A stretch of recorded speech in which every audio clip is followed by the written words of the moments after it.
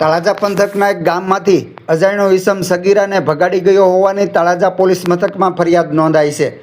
બનાવની વાત કરવામાં આવે તો તળાજા પંથકમાં સગીરાઓને ભગાડી જવાની ઘટના ફરીને વધવા લાગી છે। 15 દિવસમાં 3 જેટલા બનાવો બની ચૂક્યા છે અને પોલીસ દફતરે નોંધાયા છે, જેમાં ગઈકાલ રાત્રે 1 વાગ્યે 15 વર્ષીય સગીરાને ગામડેથી કોઈ અજાણ્યો ઈસમ લઈ ગયાની ફરિયાદ તળાજા પોલીસ મથકમાં નોંધાતા પોલીસે તપાસના ચક્રો ગતિમાન કર્યા છે।